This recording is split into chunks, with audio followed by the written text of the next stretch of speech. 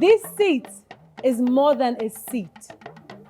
It is a witness stand where men unwrap wounds and wear their wisdom out loud. Today we do not whisper, we remember, we reflect, we rise. This is the Father's path. I'm the voice of transition. The space between my father's fire and my son's flame. I walk the path I was never shown, hoping my sons find footprints instead of questions. I don't have all the answers, but I have heart. And that is enough to begin. I have won the crown of fatherhood, not because I was taught, but because I chose not to be absent. In my silence, I was watching. In my strength, I was praying. And now I speak, not as a man who knows it all, but as one who has stayed long enough to understand.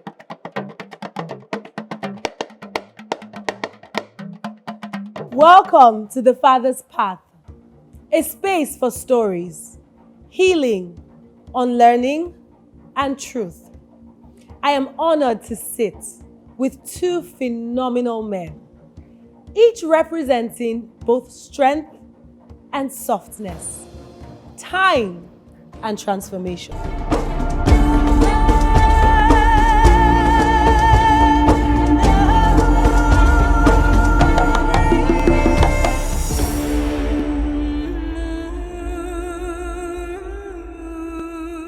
In our culture, nothing begins without the kola nuts. But today, we do not just break kola nuts. We break myths. We break open truth. And only those who carry wisdom can answer. What is one myth about being a man or a father that your own father never told you and you had to figure it out on your own? Think about it. But join me as I ask Bimbo Manuel himself to guide us. We will follow in the footpaths of your grandfather.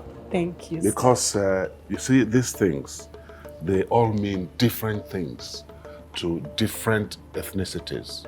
In Yoruba land, for instance, where I am from, Yes, sir. this is very popular during naming ceremonies and weddings when they're blessing them and so on. And it's used for blessing on two levels, Okay. among others. One is, they say, Ekpo Orogbo ni Bashiri Orogbo. They cover this, Yes. the peel, Shell. The peel, yes. yes, of the bitter cola, covers its secrets. Yeah, and they use it as a prayer that the enemy will not understand your secret. Amen to that. You know, and then because of the word Orugbo, which is the Yoruba name for bitter cola, Yes. they also pray with it. They say, Wagbo, that is, you will grow old. Wagbo, Amen. Wato. So, you know, while we are doing that, my dad, we never really took a lot of counseling from him. Yes, because by the time I got married, he was already gone. Yeah, you know. But I had my mom, I had my elder brothers and so on, and a few other older people around the house. One of the things that I remember that nobody really prepared one for. Of course, you could imagine that, when you have children, there will be those financial challenges, there will be the challenges of raising them, whether in the way you wanted or in the way your own parents raised you, following the tradition. Whichever it was, we knew, we understood, but maybe we never really imagined its magnitude, you know. how challenging it will be, especially in these days that you have to combine being a father with being a husband, with being a relation to so many people, with being a professional, with being friends with your childhood friends, Yes. and so many other things, It could be a big one. Yes, you had a choice, of course. You could back out and say, look, I'm only doing so much. Beyond that, I'm not doing. Yeah. But, in times of need, it is those same people that you have signed off on that you will go back to. Because your wife or your husband cannot answer all the questions. Your children cannot answer all the questions. They say anyway that the people who know you best are the people you grew up with. Yeah. So when you sever relationships with them, it's like cutting off your past. You'll be making new friends. Yes. University friends. And if you think about it, you probably don't have a lot of university friends. Yes. Yeah, people that came from the university, you will have, but maybe not as many as people that you have probably had in secondary school. Yes. Some are even from primary Primary school. school. Some are from the neighborhood that you grew up in. Some are from the same family, extended, that you all grew up together. You may lose touch for a spell, but somehow when you come back, it would usually be like you saw each other yesterday. Yes, so those responsibilities, nobody really prepared us for their magnitude, and you had to learn on the job. And that's why I tell people, I say, do not live in self-delusion. No two marriages are the same. So if I have experienced marriage for 30 years, for 40 years, and you're just going to get married tomorrow and you come to me for counseling, I can only talk to you if I want to be honest and I want to be fair. I can only speak to you from a position of philosophy. The philosophy of relationships and all that, and how to anticipate those realities that might be ahead of you. I cannot use my relationship with my wife to counsel you, because your wife is not my wife. My wife. Their characters are different. Yes. The challenges you're going to face in your own marriage are totally different than mine. The times are also different. Nothing is the same in any marriage, in any two marriages. So, there were too many things. There were too many things that we had to learn on the job. A few days ago, today's Friday, yes, yesterday, Thursday, one young man was going to the registry to get married, and he brought his wife to say, Uncle B, you have to help us, you have to counsel us, you have to. So halfway I shut him down and I said, look, calm down. And I repeated this same thing that we're talking about to him. And I told him, I said, just bear in mind that as you're going into this wedding, into this marriage, you're just formalizing a relationship with your best friend. Because if she is not your friend, you may be shocked 10 years down the line to discover that the love you thought you had for her is fading or has faded. And then you just become co-dwellers in the house. But if she's your friend, if you are her friend, you'll find that in those moments when you would be weak and your head sees her more as almost a man that you're cohabiting with, it is your friendship.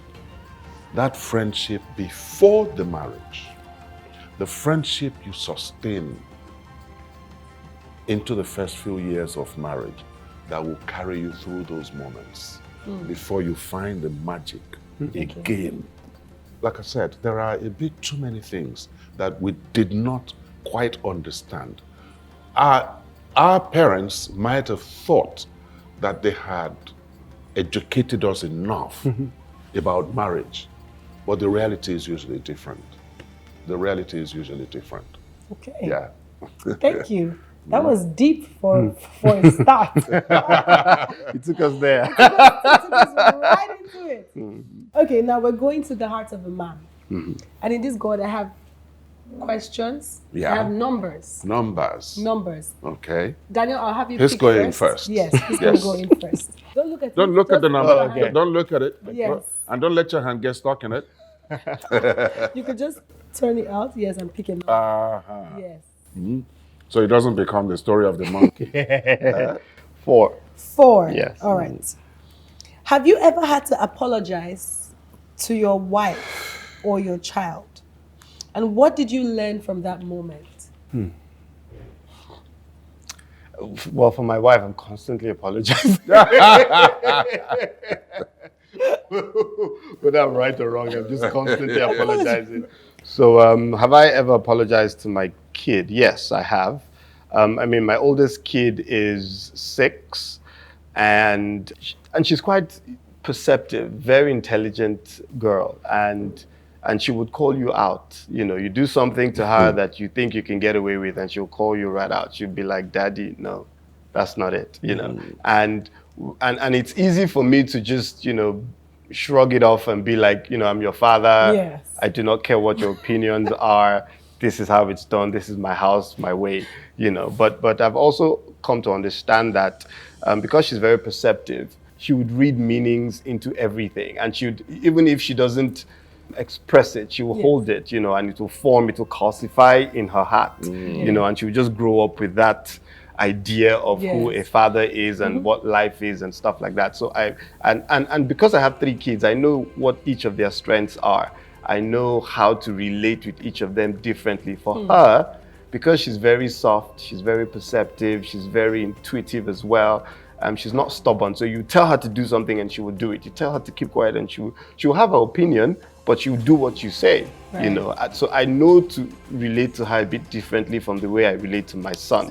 My son is quite stubborn, you know, and and he'll have his way no matter what. So I have to be a bit harder with him. You know. But with her, I notice if I go hard, she would just, you know, she would cave in and just do whatever I say. But it doesn't mean the lesson has been passed. Yeah. You know, so I have to go apply a different tact to her. So I realized, you know, when I've gone really hard and I find out that, you know, I have to go back and be like, okay, I'm sorry for the way I approached this. How do you go back there? It's easy. You just go back to her and have a conversation. You know, these kids are they're quite able to have a full-blown conversation. You think they're kids, but you can sit and have a proper conversation and actually explain certain things, you know. So I would just go, and because I'm always at work, you know, I'd go, come back. So in this particular occasion, I had to wait till the next day, early in the morning, and I'm like, okay, so you see that thing we talked about yesterday? She's like, yes. And I was like, okay, I'm sorry I yelled at you. This is what I was trying to communicate. This is why I was like, you have to do it my way because this and this and that. And she's like, okay, I get it. Now, I'd like to talk to you, Uncle Bimbo, but before I do, I want to know, Daniel, growing up, did your dad constantly apologize anytime he wronged you? Absolutely not. My dad was in the army, so it was always, he never used to play that card because there's this long history of my dad in the army and him forcefully being retired and all of that. And for the longest time, my dad wasn't around. So I grew up with like other father figures. But when my dad came back, he had to woo us back to him. So he didn't come with a hard line initially. You know, he came very soft and he's like, but when we thought we could get away with it, he had to pull out that card. Listen to me. You would listen to me, you know. Yeah, so I saw that part of my dad. I saw both sides. The soft part, which when he tried to bring us in, and when we thought we could take liberties, he would put his foot down and say, no, this is it. But he never, I don't have any clear memory of my dad ever coming back to apologize, no. Sounds familiar. Uncle Biba, I want to touch on that. Yes. Dads in your age bracket and above. Right.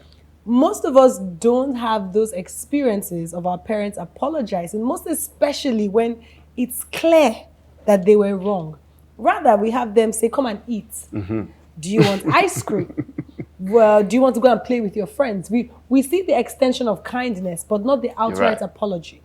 I want you to touch on that in terms of getting we younger ones to understand how parents got to that point of not verbally saying sorry, but the acts of kindness that we should understand. Well, I think that would be coming from a long history, very, very long history of men being assumed to be weak when they show weakness. Things like apology would qualify as weakness. Things that tend in that direction. You backing down in the face of an argument, it would be seen as weakness, you know, those times. Right. And I think that generation of fathers, I'd say the generation above me, Yes. yes, you know, inherited quite a bit, especially if fatherhood or parenting as a whole happened away from the urban areas. you know. Right. Because in the urban areas, people were a bit more liberal. Liberal, yes. You know, you could get away with almost anything. You know, half the time they were busy anyway. Yeah. Yes, you know, and children were rarely seen. Right. They were heard. You know, when friends and so on, relations are visiting or they're in the house, you're likely to be in the backyard or inside the room. Yes, and you dare not make any noise. You can't. Yes, you know, you're supposed to be of your best behavior, right? Yes. So I think it will be coming from that, an inheritance of that idea that men are not supposed to show any weakness, you know. And if you interrogate it, you might be able to explain it, you know, because men are supposed to be strong. That strength is also supposed to be exuded, Yes. you know, seen and known and acknowledged by everyone around them in ways that they would not need to exercise or give expression to that strength. The fact of how they project it alone would be enough to caution you not to step Beyond. beyond. Yes, out of, you don't cross this line. You cannot cross this line with this man, you know.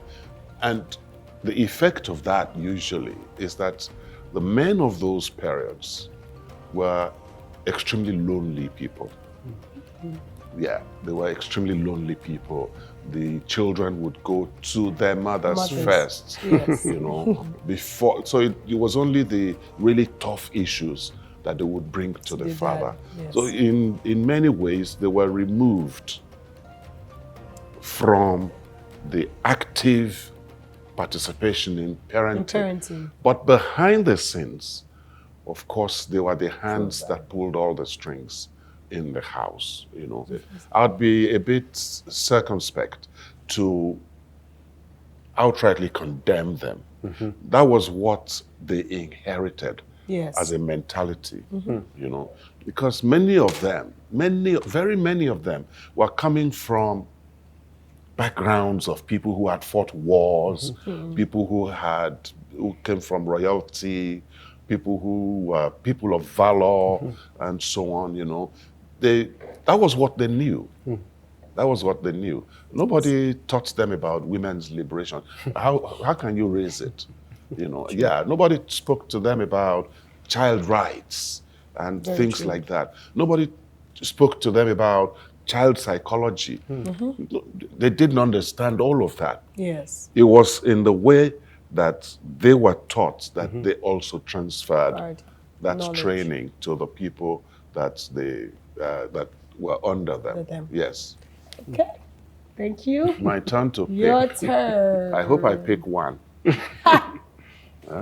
Okay. I'm not supposed to look at the number, right? No. I'm not looking at the number. It's my hand I'm looking at. All right, what did I pick? Oh, 3. Oh, I almost thought you picked one. 3. Okay. Yes. What does strength mean to you as a father? Strength. Yes, with reference to an experience that you've had. Strength rarely for me as a father, is not jumping into every situation. Okay. Strength is being able to keep quiet.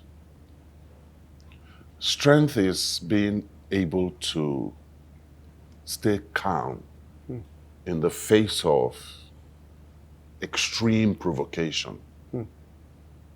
Strength is preparing the home.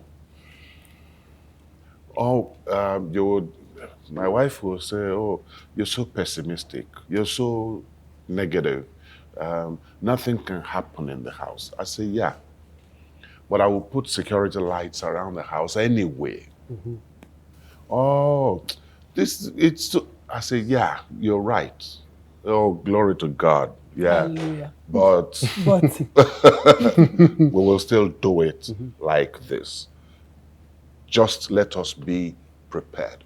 I think all those are manifestations of strength. Is thinking ahead. Strength is preparing. Strength is not reacting spur of the moment when things happen. Because actions without thought usually leads to disaster. Yeah, you know. So good. So it happens. Let us first of all take 2. Take 2. Take 2. Because we will understand when we are able to pause. Yes. We will understand. It takes a lot of strength, inner strength, strength of character, and all that, to be able to pause and not retort immediately. It's control, extreme control. To pause, to think. Thinking is likely to give you better understanding of that situation. And you can act, therefore, from an informed position. You can, even when you judge cases, there's disagreement in the house, somebody has upset somebody, and so on. Strength is pausing for that wisdom to call Tope away from Daniel. Understand what happened. Talk to her about calming down. Privately about where she might have been wrong. And seeing Daniel later, hearing his side. And strength is being able to pull them together because they all have different perspectives now, not their own mono-narratives anymore, to understand exactly what happened and be able to move on. Yeah, from there. That is strength. I literally was having like a mental image and I'm like, okay. Yeah. All right. Strength is breathing. Strength is breathing. Yes. Oh, wow. All right. Strength is breathing.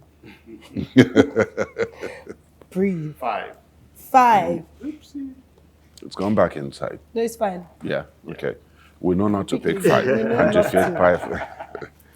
When was the last time you were emotionally overwhelmed? And how did you handle it? So just to piggyback off where Uncle B left off. Yes. So in engineering, strength of a material, of a substance, is the ability of the substance to resist. Please, let's add that Daniel is an actual engineer before being a filmmaker. Right. Yes, let's continue. So the ability of the material to resist impact, to resist tension, to resist stress, right? So if you have a piece of metal here, the metal is strong if you hit it sharply, it doesn't break. It doesn't cave in, it doesn't deform, it doesn't, stress, it doesn't bend.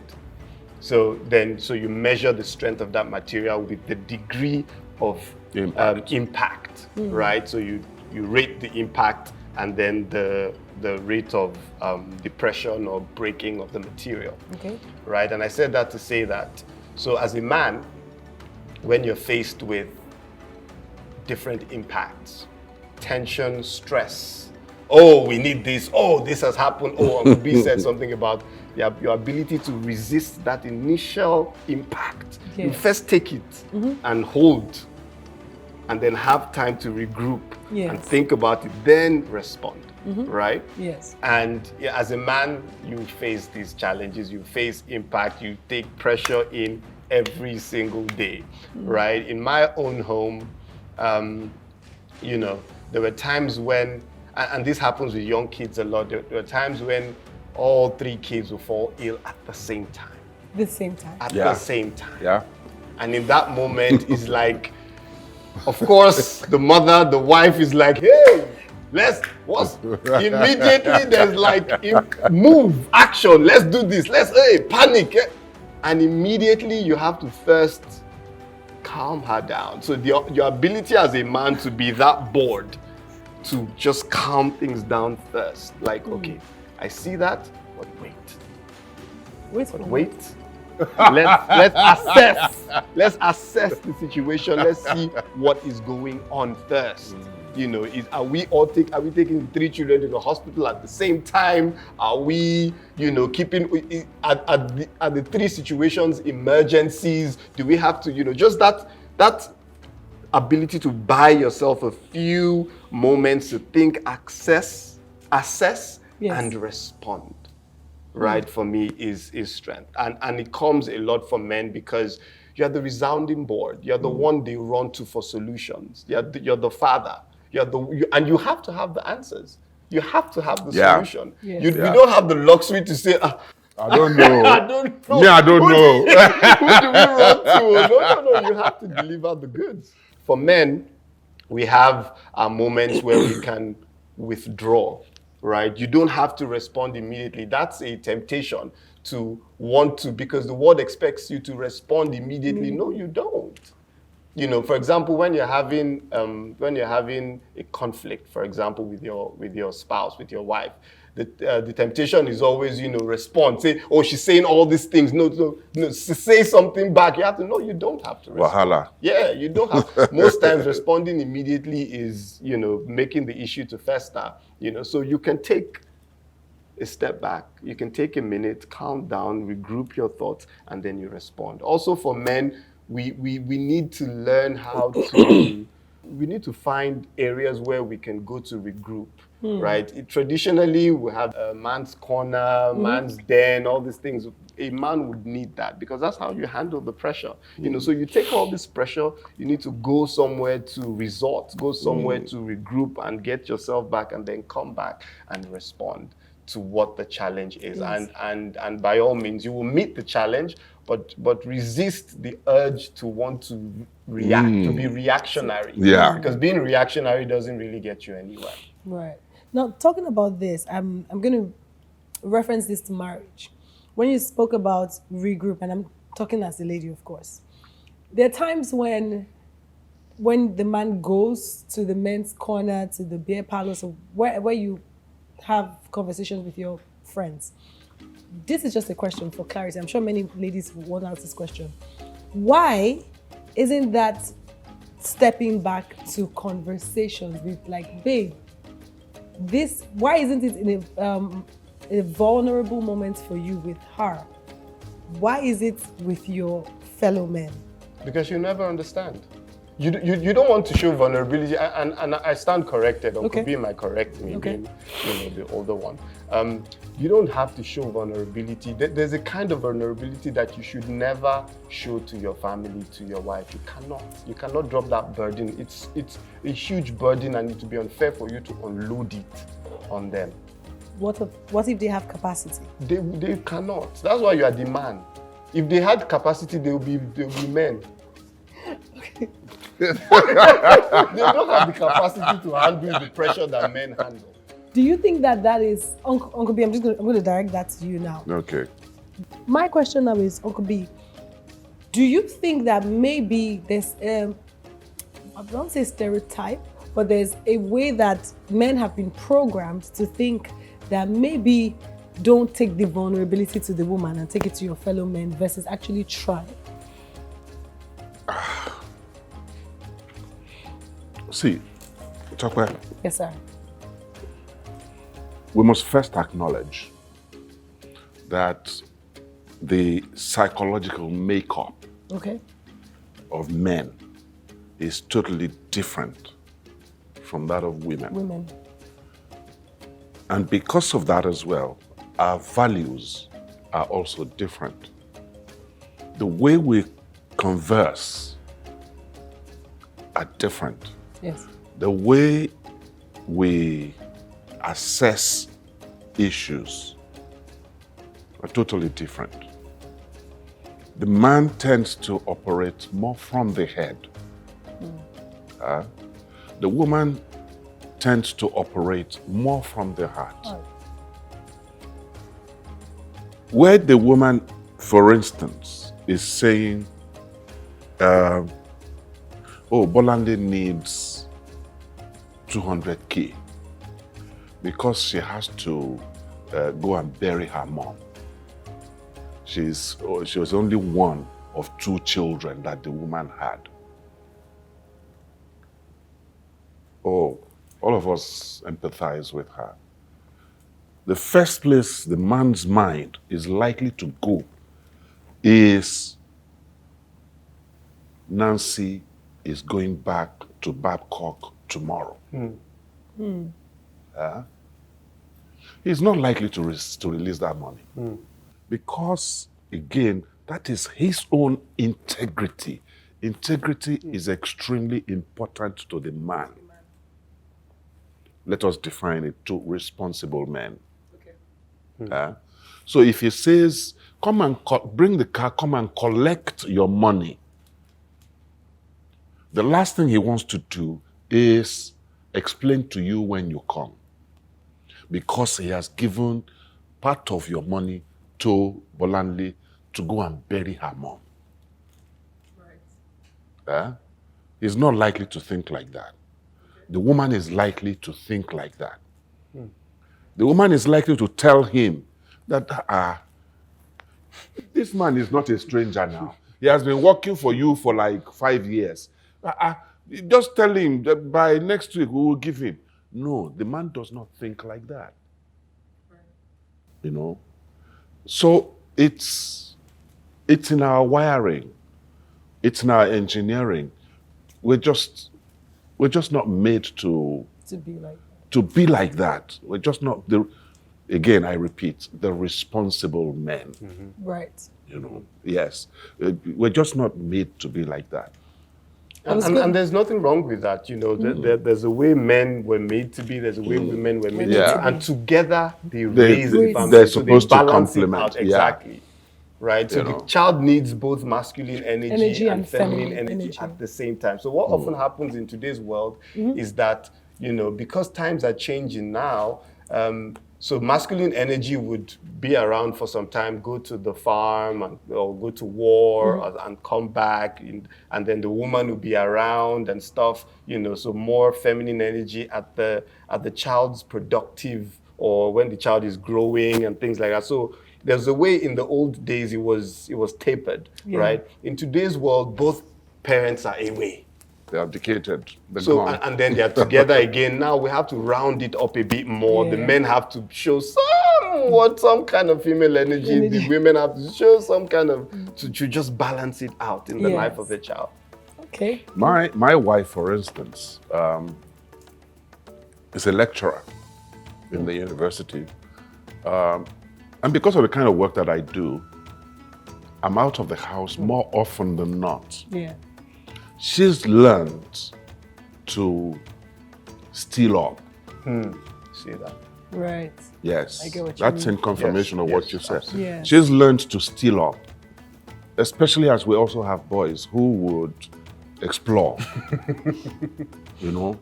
So she's had to learn to be firm, to be. I would be the one that would come back and be saying, Easy now. yeah, calm down down. now. Yep. No, Yep. no, you don't know this don't boy. know, yeah. You don't know this boy. That's it. Yeah. Yeah.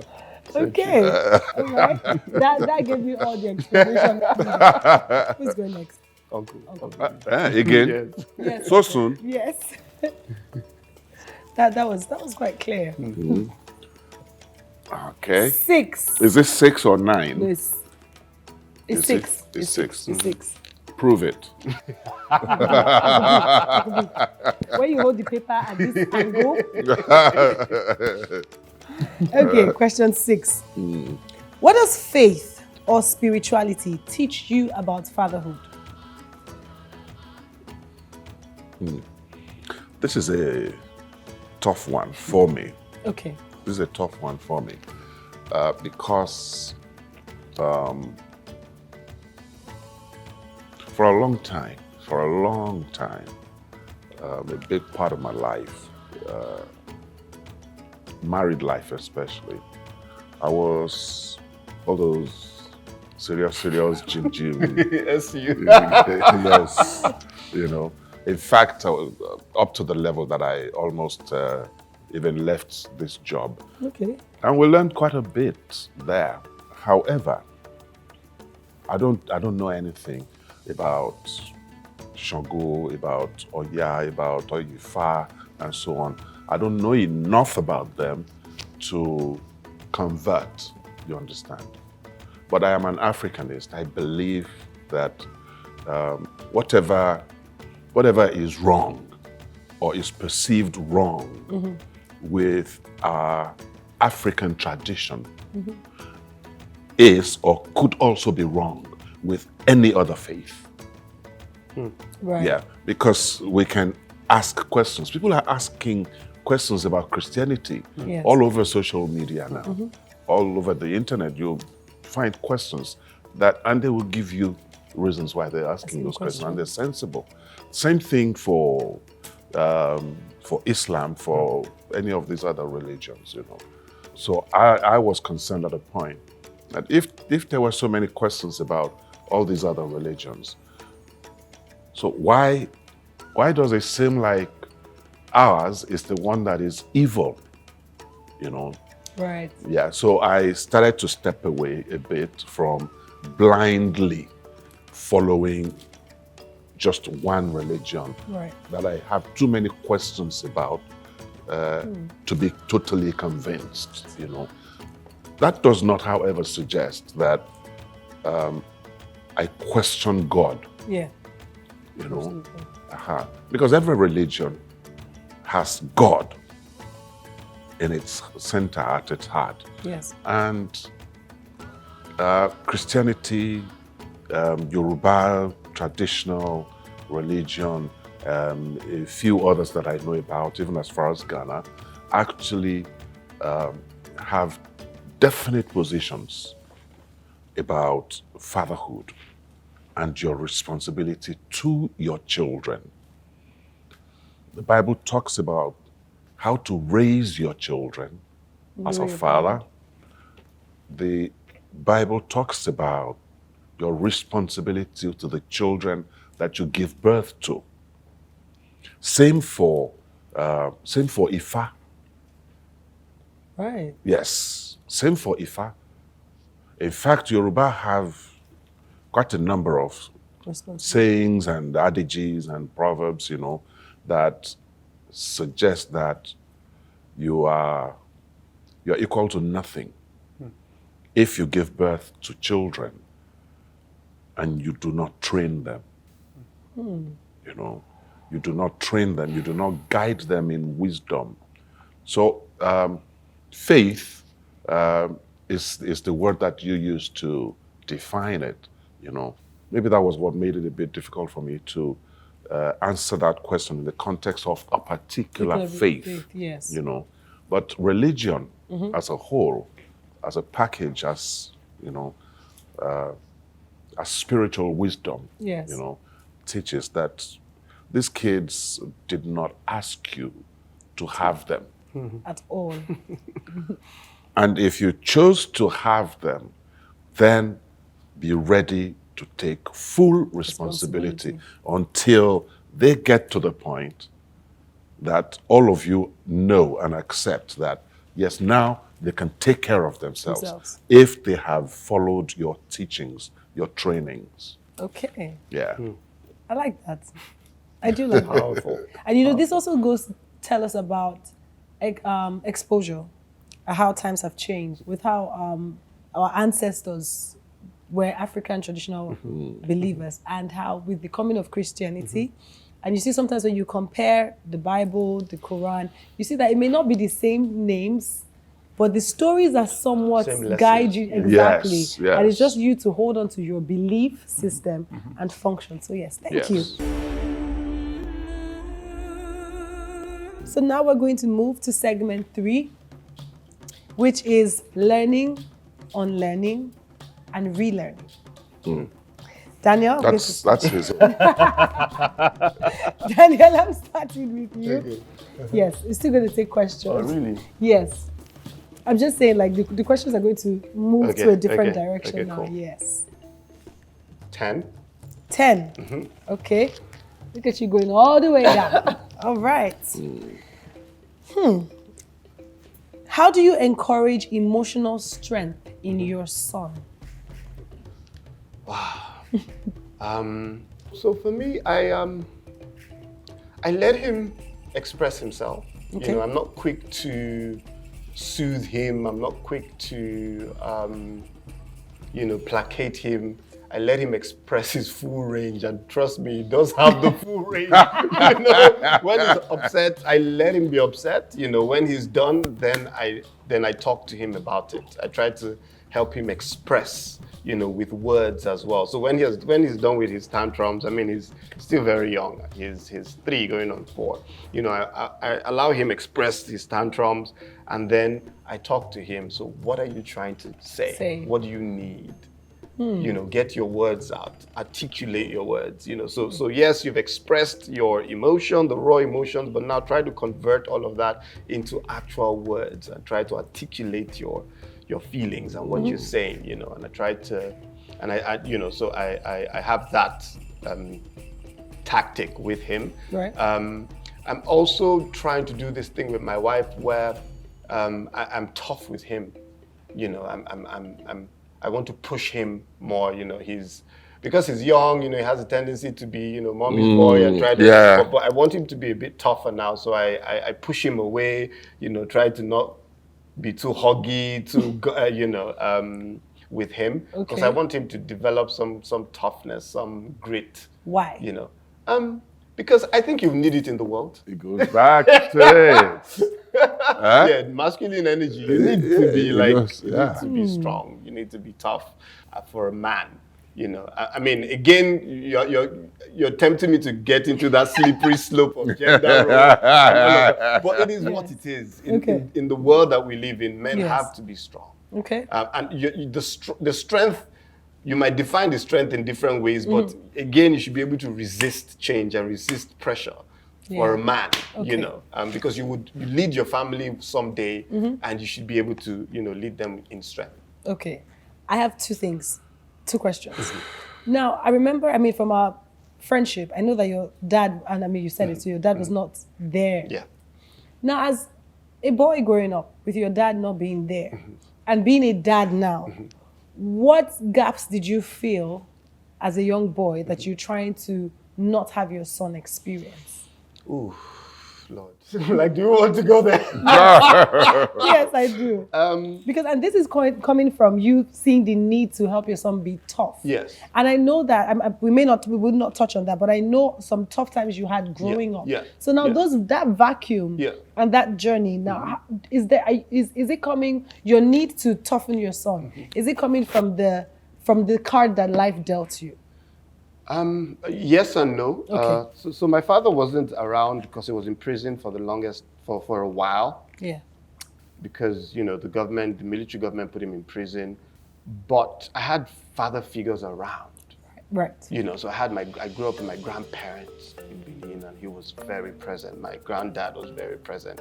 Then I grew up with my uncle in Lagos here in Ikoyi. He was very present. So these are very strong, masculine figures in my life. However, I had imposter syndrome growing up because I always knew that I didn't really quite belong there. I knew this was my granddad, it was not my dad. My dad was somewhere else. I knew this was my uncle, had his own kids. My dad was somewhere else. So that's what I had to deal with. And in dealing with my child, what I do is I try to be present. So no matter what, our work takes us away, but every time I'm driving, I have a driver, but I have two drivers, but I'm the one driving them to school in the morning because I miss their bedtime because I'm on set working, and by the time I'm back home, they're sleeping. So I tell the drivers, when I wake up in the morning, I tell drivers I'll drop them in school to spend that time with them. Let them feel me. Let them know I'm around. Let him know that he has a father. And then how does a father, who is a father? He has to see that. And so that's me being present, being tough. Sometimes, we horseplay. I'm carrying him and slamming him. And my wife is like, oh my God. I'm like, yes, he has to experience that. The rough playing, the horse playing, all of that. Sometimes he's crying and I'm like, yep, that is part of life. That's it. So it's just me trying to be present, trying to form his identity of who a father is and what the relationship of a father should be. Now, having these experiences with your son, does it heal any part of you from the time that you lost with your dad?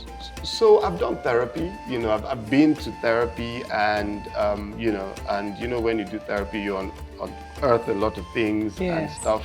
I wouldn't know if it's a healing process for me just yet. Okay. Maybe I think it's quite early to figure. I mean, it's quite soothing for me. Okay. I don't know if it's soothing negatively or soothing positively, but it makes me feel good that I'm having this relationship with my son, and it just makes me wake up in the morning every day, and I'm happy. I'm on set, and I'm like, I can't wait to get home. Like, can't I just see them before they sleep? So that at least, especially when my wife is not around. Because when my wife's not around, I have to be there. And during this period now, she hasn't been around for a while, so I'm fighting for the time with them and time to be there and share the moments with them. And I think that this helps us to appreciate our parents more. Absolutely. Or the people that were parental figures to us, because you now start wondering, but wait, these people I saw them. Yeah. How did they manage it? Yeah. Before I come to you, Uncle B, I want to say something so I don't forget. I want you to say something to the man out there watching that didn't have his dad present in his life. Maybe didn't even have uncles or other father figures, and now he's parenting and hasn't been able to connect with his son because he's not had anything or any experience whatsoever to tap into. Oof, that's a hard one, eh? I'm sorry. Why would you put me in that situation? I don't know what to say. Sorry. But you're primed for it. Yes. Right. So no matter where you're at in your journey, no matter what has happened in your past, where you are now is a great starting point to recover, to start the process of healing. So it doesn't stop you from also working and helping your son or your child. So wherever you are, you can start, right, that journey with your son, and then get help. It's never too late to get help. You can get help right now. There's material out there, there's the internet, there's people you can talk to. Start to get help, start reading about fatherhood, about raising sons. It's important because hurt people. You don't want to transfer the baggage you have on your son. So work at it to fix yourself and transfer love, confidence, and and strength to your son. You just had to be stressed. Strength, right? Okay, before we go to your question, I remember that you also mentioned when you were growing up, you lost your dad. Now, relating that to this question, also for the young man watching or the young dad watching, because now you have more years of experience and you have sons. I want you to give also a word for the man watching on how he can also navigate this new terrain for himself. Oh, well, I was quite grown when my dad passed. Yes. And I left home very early anyway. I left home when I was barely 16. You know, that's early. And I never went back, you know. However, my dad was a very reserved man. Very reserved. You could be in this building for 2 years and you wouldn't know that he's here. Years? Yes. Wow, that's reserved. And I never saw him in all his life.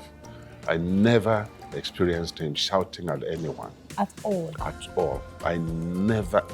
That does not suggest that he never got angry. Of course he got angry many times, you know. But I never heard him shout at anyone. You know. That's some control. That's a strong man. You know. Yeah, and I think there is something to learn from what Daniel said, you know, especially to people who you're trying to encourage to choose the healing path.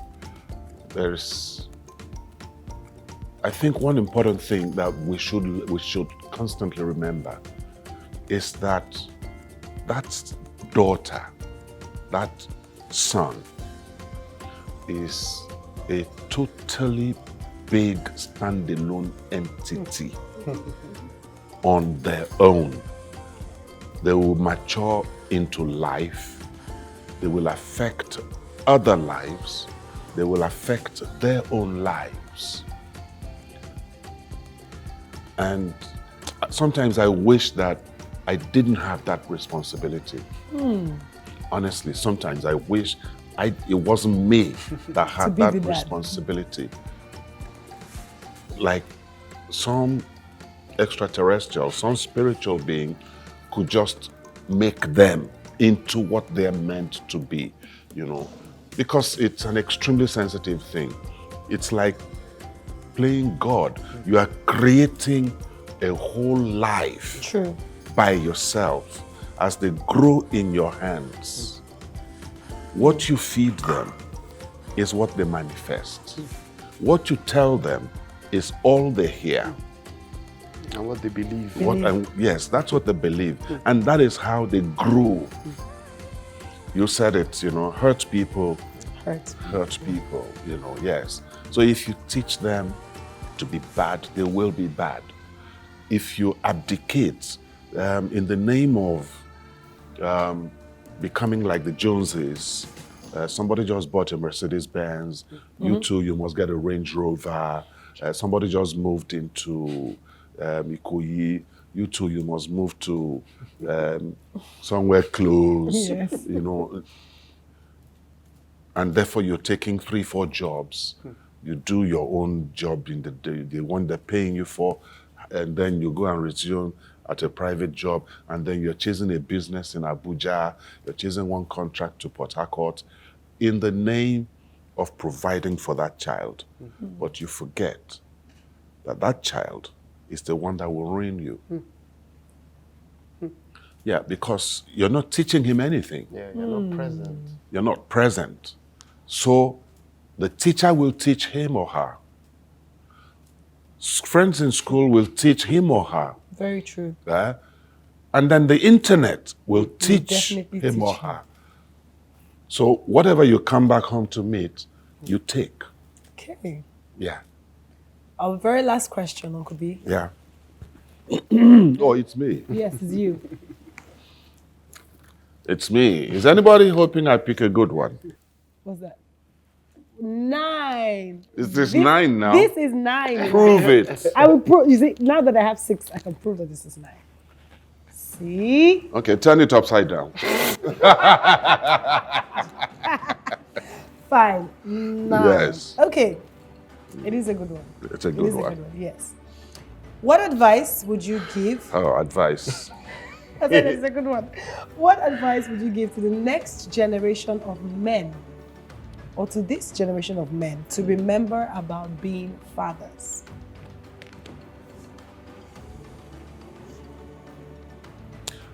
Primarily, for me,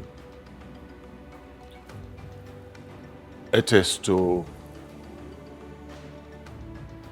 be cautious about how they bend under the power, the campaign power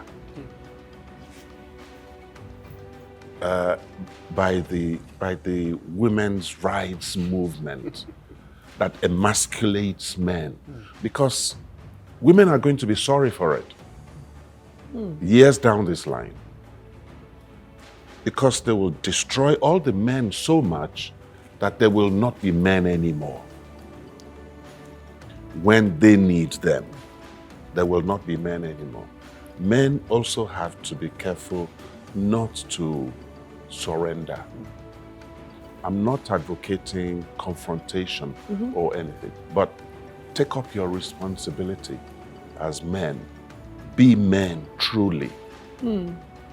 Pick up your responsibility. Be men. Be present. Present. Yes, be present.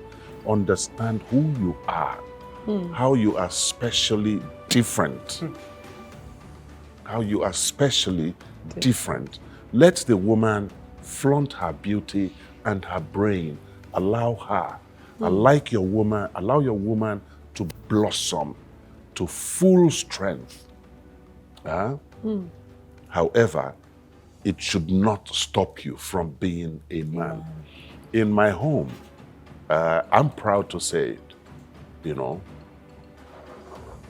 My wife, I got married when my wife left the university, first degree.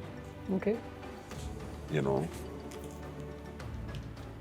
She became a professor in my house. Amazing. Wow. That's no small feat. Did a master's while we were married and she was having children. Did a PhD while we were married and still having children. Now she's a professor. Wow.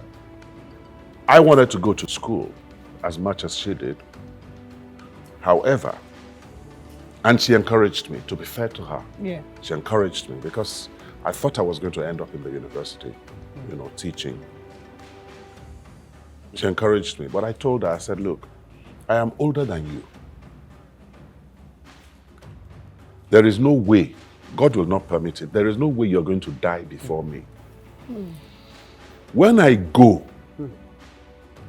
you have to be equipped to the point that even my absence, they will not feel it in the quality of life that you would have created because of your competence. So good. You know, and you know, and she's where she is now, you know. Yeah. And all of us are proud of her, you know. Yeah. So allow your women, let them reach their full potentials, but it should not stop you from being a man. Daniel, before we wrap up, I would like you to touch on that, because I know some people say, oh, that's from our older father's point of view. As a young dad, what advice do you have for dads in your age bracket? I know you've touched on a lot of it, but just one word before we go. Yeah, fight for your voice. Preserve your voice in your home. And I call it a fight because, like Uncle B said, there's a lot pulling at you to abdicate your position as father, as man. There's a lot. Society today wants crybabies instead of men. They want they want a softness to you, which is fine, you know, which you already have. Don't get me wrong, it's there, but you protect it for a reason. You cover it for a reason, you know, because someone has to be strong. You know, it's a home, and a home is built on foundation. Guess who the foundation is? You are the foundation. Yeah. That's why you're a man. You know, you're that foundation upon which everything is built, upon which your wife stands and shines. You know, without that foundation, then there's nothing to build on, nothing to shine on. You know, so don't be afraid to be in the background, because that's who you are. You're a foundation. No one sets a foundation and builds a house and says, "Oh, come and see the foundation." You know, you say, "Come and see the house." You know, so don't be afraid to be in the background and be that strength for your family to thrive on. And yes, and just to remember that strength isn't loud. Yeah. You know, so don't be that person that shouts and raises your voice and everyone must hear your voice. No, find your strength, and strength is comfortable with being quiet and just being sturdy and being firm. Yeah. All that noise, as a matter of fact, is a sign of absence of confidence. Absolutely. Thank you. Yeah. Absolutely. Thank you, Uncle Bimbo. Thank you, Daniel. Thank you so much. I believe that people watching this, men most especially, have definitely learned more than a thing or two. And live with that. Happy Father's Day. Happy Father's Day. Happy Father's Day. Happy Father's Day. If you watch this and something stirred inside of you, don't let it stay there. Ask your father a question. Say something you've never said. Forgive, teach, cry, laugh, and try again. Because to be a father, it's not to know it all. It's to show up again and again. Yeah. Thank you for watching The Father's Path with Tope. And before I go, I ask that you subscribe to topeolowoniyantv. Join this path. This is not just the show. This is The Father's Path.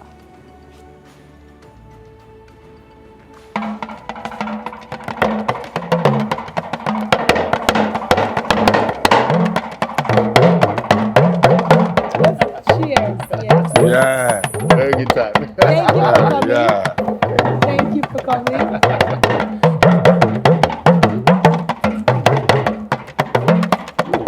Very tasty. Yeah. It is